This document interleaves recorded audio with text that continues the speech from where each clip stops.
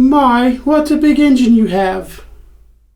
Hey guys, George of SoundTraxx here. This week, we just got the brand new Dash 9 locomotive from Bachmann Trains, and we're going to show you this week how to install a Blunami quickly and easily into this locomotive so that you can have your either battery power or DC track power or your DCC control for your Dash 9.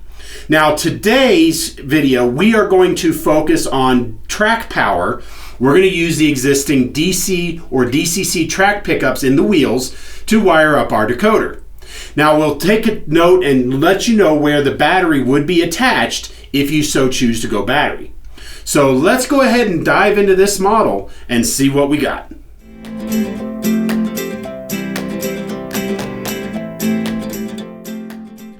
So guys, today we're going to start and open up this Bachmann Dash 9. Now one of the cool things is they've actually built this model to be DCC, or in this case, Blunami, ready to go. So the easy part is getting into the model. But of course we look at this and say, well wait a minute, where are all the screws? Guess what? We don't have to. This little hatch right here simply lifts off and removes. Now we take this and we set this aside. Now this gives us access to a small panel here inside the locomotive, and on there are things like lights, smoke unit, motor, turn them on and off, things like that. And then of course we have our smoke unit right here. But we're actually going to remove this panel. So to do this, we're just going to go ahead and get a small Phillips head screwdriver. Now on this panel there's actually 6 screws, and I've already removed 2 of them, so we should be able to quickly remove the other 4 really quickly.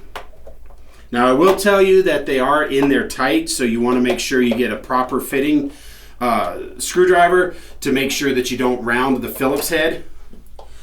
But they are in there pretty dang tight. Okay, now with all 4 of our screws removed, now we can simply remove this panel. Now this panel lifts up here on the back and then slides out to reveal our circuit board. And this is where everything is DCC ready. Now on the underside here, you have some plugs and wires, and that's what goes to everything else inside the locomotive. Now the good news is we don't need to remove that, but if you would like to remove that so that you can work on this separately and away from the model, you can certainly do that. Now inside the locomotive, you see we have this jumper board right here, and this has a plug-in, and this is their DC ready or DC jumper board. So we can actually take this out, and we're going to remove it, and we're going to set this aside. Now during this installation, because of space, we're actually going to mount the decoder here on the underside where you can see we have plenty of room. So what we're going to do is we're going to take these little solder pads along the side here. We're going to solder a wire to the underside. Then what we're going to do is we're going to trim them to length. We're going to tin the ends of the wire and then insert them into the screw terminals in the Blunami decoder. So let me go ahead and get our materials ready, and we'll show you what we've got. Now I've gathered my materials here, and so I'll just show you some of the items that I have. So first off, over here, we're going to use this in just a moment. This is our multimeter. We're going to go ahead and use that to do a stall current test so we can make sure that this 4 amp decoder is going to be fine in this model.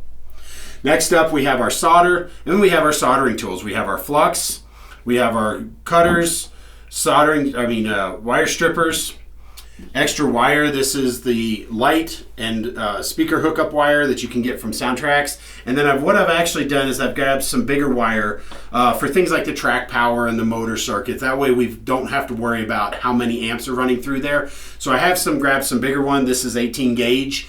Probably don't need to go that high. Probably can do about 22 or 20 gauge. Should be fine.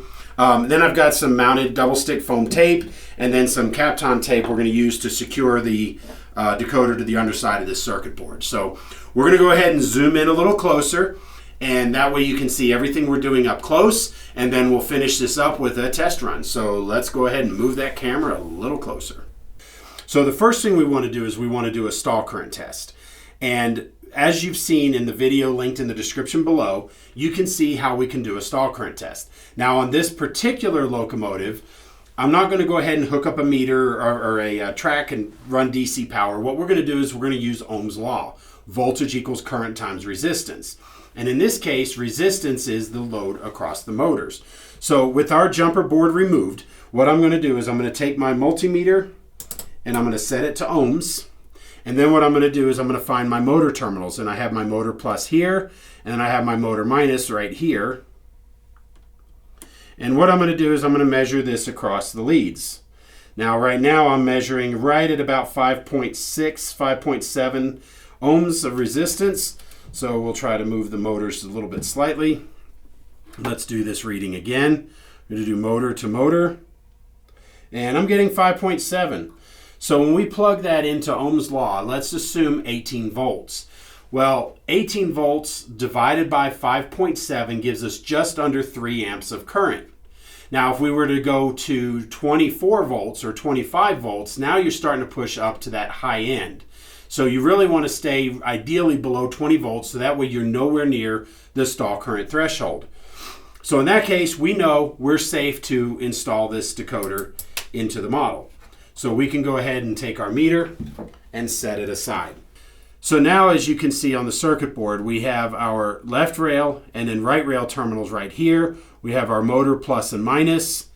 Now we have our front LED, and that's going to be typically the white wire or your headlight. Over here we have our rear LED, which is typically going to be your yellow wire. Now we have a terminal here for smoke unit, and remember the Blunami 4408 does have provisions for up to 400 milliamps, so we should be good with the smoke unit on here, but we do need to do a test on that as well. Then we come over here on the side, and you see our speaker plus and speaker minus, and then we also have our F1, F2, F3, and these are all our additional lighting outputs, which of course are now translated to these terminals over here. Now, the last thing you need to pay attention to here is the ground. And the ground's going to be especially important if you're doing the smoke units. And it's also, here's where you have your V plus for your function common. So we're going to have wires going from here to the V plus on the decoder. We're going to have wires going from the ground to the ground on our decoder. And then our headlight, rear light, motor leads, track leads, and then, of course, our other lights over here. Now, the Blue 4408 has 8 light functions, so we should be golden. So now we've seen how the board's going to be laid out. Now let's go ahead and mount the decoder to there so we know how far to make each piece of the wire. So we're going to go ahead and turn the circuit board upside down. There we go. Now our decoder, our Blue 4408, is right here. So what we're going to do is we're going to find a good place to fit this in. This looks like this fits right there perfectly, right between this capacitor and between this disc capacitor right here. Now, one thing I do want to point out, when you're mounting your Blunami, this is your Bluetooth radio module. So you want to make sure that this is free of any immediate metal or anything like that. So if you're mounting this inside a brass locomotive, or if you're mounting it inside a metal locomotive, just make sure this is as far away from there as you possibly can. You want about a 1/2 inch to 3/4 of an inch range. So that's why I'm going to go ahead and mount this a little bit off center, so that way we don't have to worry about interference. Now, what we're going to do is we're going to take our double stick foam tape, and we're going to measure off a piece. All right, so now we're going to take our tape. Now we have to measure about the thickness of the decoder, so you can kind of see here. So we're going to go about to here. So we're going to cut the tape.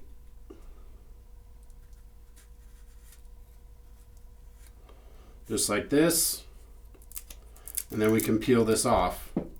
Now we also want to mount it here, and we're going to use the tape not only as an insulator, but we're also going to use it to mount. So we can go ahead and put the piece of tape, let's see, where did we put our decoder? We're going to put it right about there. So we're going to put this piece of tape right here, and as you can see, it's covering these metal terminals, so that way the decoder doesn't have to worry about getting up against those. We're going to cut another piece that's about the same size. And then now this will fit right about here. So again, we're going to mount this over these metal terminals so that now we have the tape to insulate. So we're going to peel the backing off the tape. And then we're going to go ahead and mount our decoder just like that. Now, as an insurance policy, just to make sure everything stays intact, we're going to go ahead and take a piece of Kapton tape. So now we're going to take the tape, we're going to mount it up here. Now we're going to come back around, And I'm avoiding the current keeper connector, so if you wanted to add a current keeper to it, you can certainly do so. And then now we're coming here to the edge, so we can just simply fit that underneath, come around one more time. So now we're nice and secure, we're wrapped. We're going to get our knife. We're going to cut it and tape it down. So now we have the double stick foam tape holding the decoder in place, but now we also have a wrap of Kapton tape around. You could, if wanted to, go another wrap around here and just make sure it stays in place, but one should be sufficient. All right, so now that we've got our decoder mounted, now we want to run our wires from our various locations to the various locations on the decoder. So we flip back over, and we're just going to do this one at a time. So here we're going to identify our right rail, which is this first solder pad right there. So we flip our decoder, we flip our circuit board over, and we see that the right rail is this first screw terminal right here. So what we're going to do is we're going to go ahead and take our red wire, and we're going to strip the end of the wire to expose the wire right there. Now we're going to tin the end. Now to tin the end of the wire, we're going to take some flux and we're going to put it right there on the end of the wire. There we go. Just going to put a little bit of flux there. Now what we're going to do is we're going to grab our soldering iron. We're going to clean the tip off. Now we got a nice clean tip. Now we're going to get some fresh solder off of our solder. Now we just have a little bit of solder on the end. You're going to touch that, and the flux will allow the solder to infiltrate the joint. And so right there you have a nice clean joint.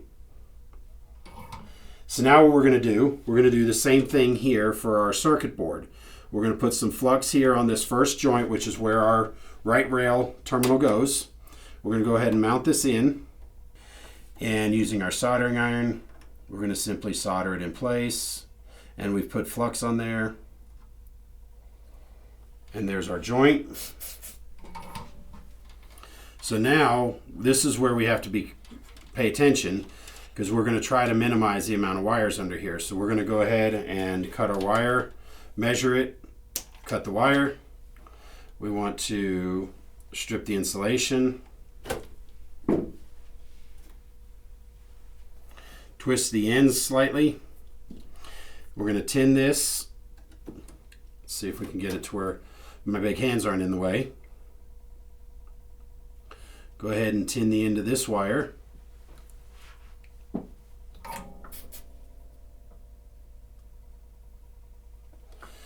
Now we're going to go ahead and tin our wire. Now this is the easiest part of the installation. We're simply going to take this wire now. Let's see if I can get some tools so it's a little easier for you to see.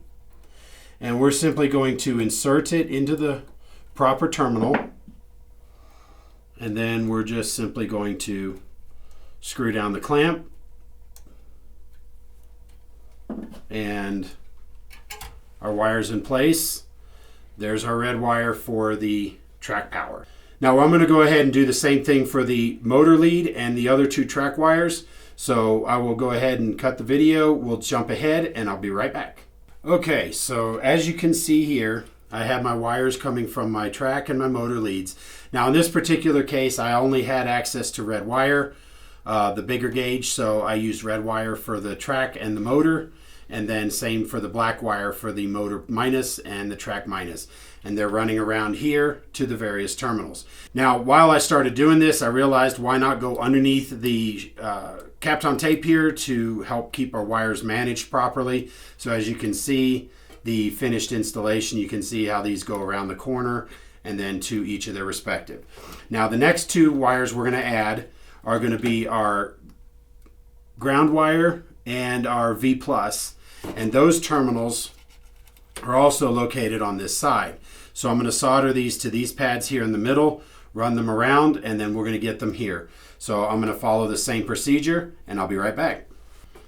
Okay, so now that I've installed my V+ common and my ground wire, everything here is ready to go. Now on the end over here, so on this side we have our F1, which is technically our FX3, FX4, FX5, FX6, and then FX7. So we have 7 lights here, and these will be the corresponding terminals out here that will attach wires and run them back to the decoder. And then of course we have our speaker plus, and then we skip a terminal, and then we have our speaker minus, and then those are going to run to the speaker terminals. Now most of these are along the side here, so we'll be able to do headlight, backup light, and then FX 3, 4, 5, and 6, and then 7 would be on this side over here, and then we have our speaker terminals here on the end. So I'm just going to do exactly the same like I've done here where we're soldering the wires, and we're just going to run them to the respective terminals right here, and we'll be right back. So now I have all my FX 3, 4, 5, 6, and 7 attached to the decoder. Now 7 is this F5 on the other side of the circuit board here that's labeled F5, and that wire runs all the way through here, around under, and then to the FX7 terminal. So now the last thing we have to do is to hook up our smoke unit. Now looking over here at this other side, you can see smoke is this terminal right here. So we're going to go ahead and take this orange wire, and the color isn't necessarily important, but it just happened to be what I have here. We're going to attach it from the underside here, and then we're going to take that to the FX8 terminal, and we'll be right back. And that should do it. All right, guys, so now I've got all my wires connected. Even got the orange wire here for the smoke unit. Like I mentioned, we've got our speaker wires. You know what? Let's take this thing for a test drive. So we're going to go ahead and turn this over. We're going to put this in place. We're just going to set it down. All right, before we tighten any screws so that way we can access it if we need to, let's get the test track set up. Okay, now we've got our locomotive on the track, and we have our USA Trains 10 amp DC power supply here to my right. Now, also in front of you, I have the iPad, and our iPad is here to show you once we connect. So we're going to go ahead and turn on the track power, and I have it set for about 15.5 volts right now. So let's turn this on. We hear our system power up, and on our screen, now we see that we have our Blunami 1.0. So we're going to go ahead and connect. Now we're connecting. Now we're connected. So now we're going to go ahead into standard.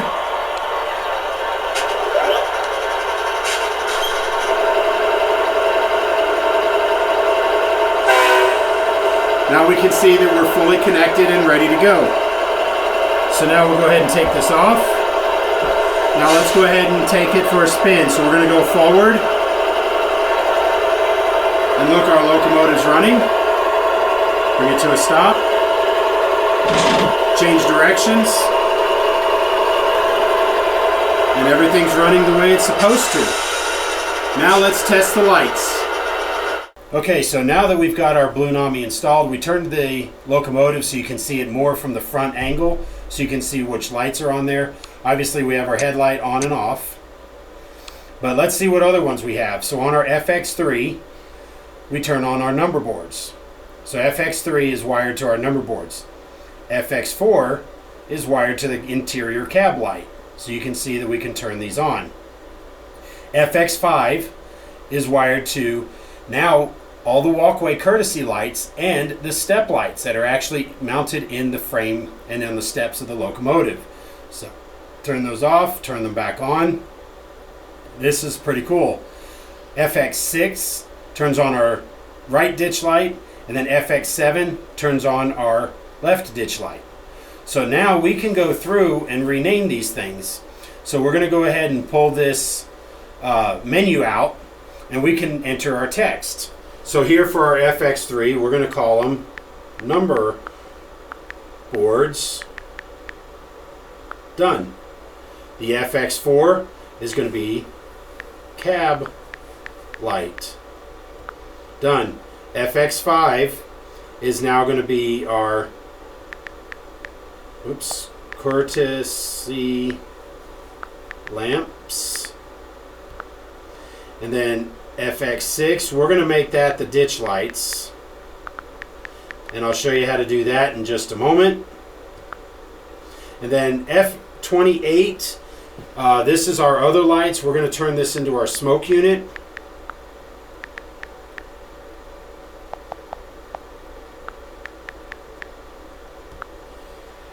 Now we've got all of our numbers and all of our names on everything. So number boards, you can see we can turn on and off.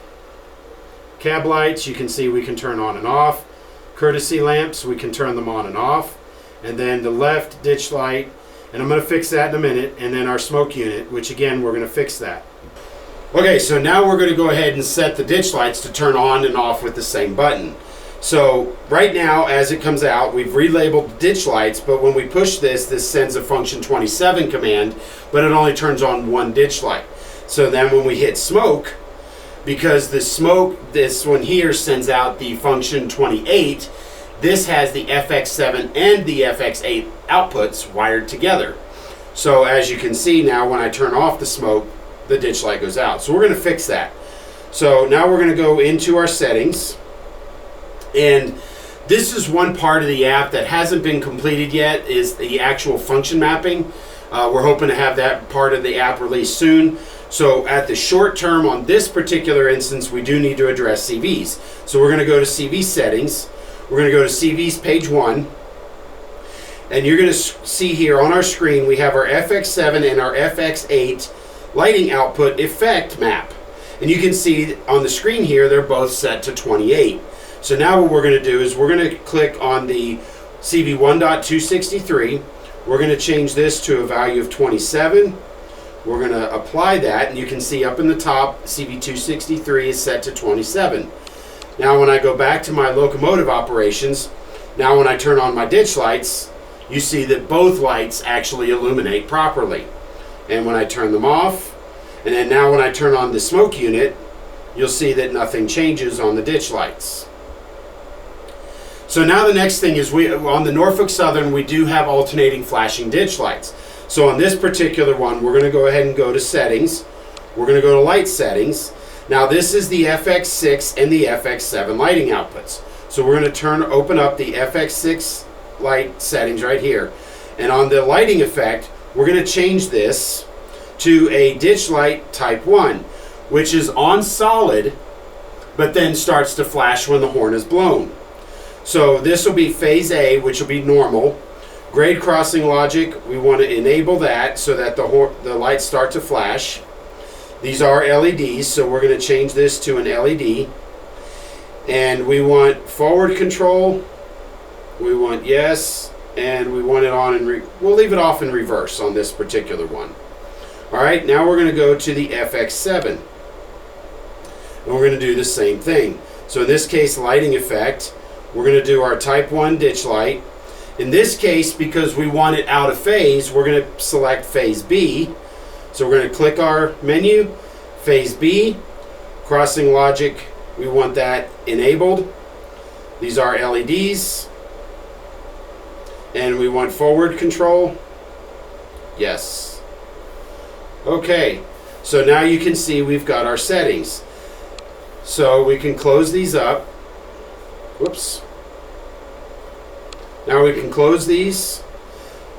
Now let's go back and let's check it out and see what the lights do. So now we're going to turn on our ditch lights. Now we're going to blow the horn. And you can see that the lights now start to flash. But they look like they're flashing very fast. So we can go ahead and fix that. So now we're going to go to our settings. We're going to go to our light settings. And in this case, we're going to go down to other settings down here at the bottom. And this is where we're going to pick our flash rate. Now, I'm going to go ahead and I'm going to select a value of 8. Okay, now we've got our flash rate set to 8. Let's test it again. So now we blow our horn. And you can see that's a much slower, more realistic flash rate than what we had prior when we first started. Then after 4 seconds, which is our crossing hold time, you'll notice that they go back to solid. So we blow our horn. Let's go ahead and unmute our locomotive right now. We blow our horn.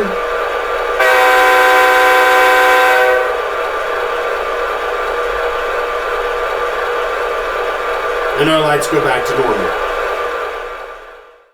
Okay, so now that we've tested the locomotive, we've actually done some settings. We can go ahead and finish it up. So we're going to go ahead and take these screws and mount this panel back in place with the screws. And remember, there are 6 screws that hold this panel in place. with our decoders safely installed, we're going to put the two here next to the smoke unit. And I'm using the tweezers because my fingers are too big to fit in these tight spaces over here. All right. So now with our circuit board secured in place, we can actually go back and mount the roof back into place.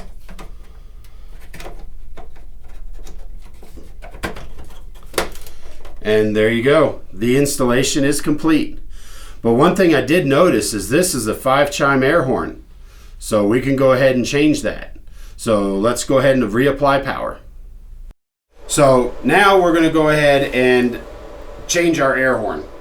So when we've got our app, again, we can go to settings, and you'll be able to see this on your screen right here or over here or wherever. But anyway, we're going to impose the screenshots. So we're going to go to settings, and in this case we're going to go to sound settings, and then we're going to open main sounds. When you look at the main sounds, we see that the horn is a Nathan K3LA. We pull down the pull down menu, and then you can cycle through and find the air horn that matches. So we're going to pick this just for grins right now. We're going to pick this Nathan K5LH. Now we're going to go back, unmute, and let's test this. That's more of a modern Jivo style. So let's go back. Sound settings, main sounds. And again, we can scroll through here. Let's go ahead and make this the Leslie RS5T. Now on the screen here, you see this icon next to the horn button, and that's so we can test it. We couldn't do that before because I had muted the Locomotive, but now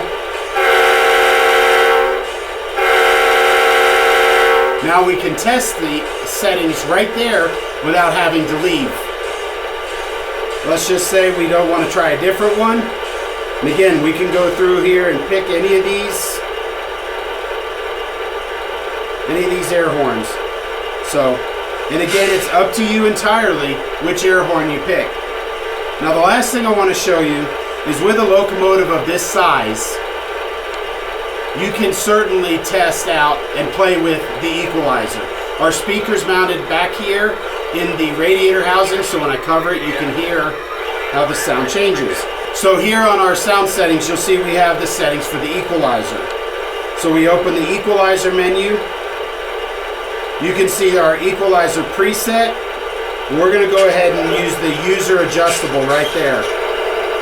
And now what we're going to do is this allows us to change the overall tone using these slider bars. So we can boost up.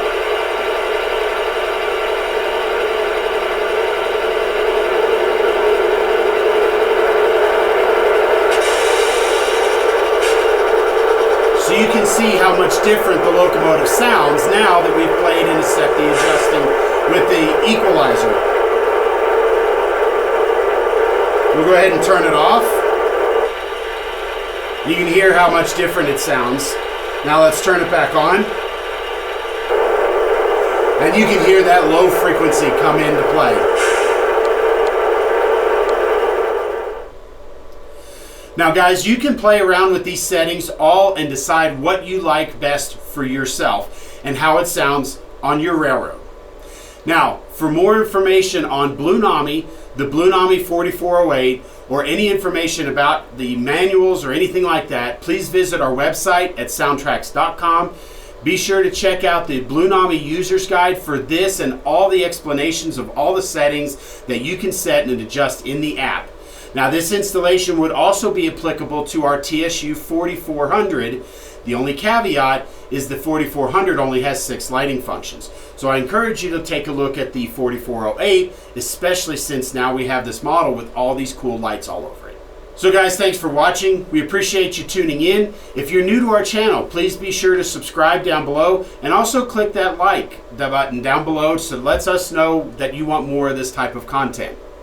Now, last thing also, there's a few other links in our description below, including how to test stall current. Be sure to check those videos out as well.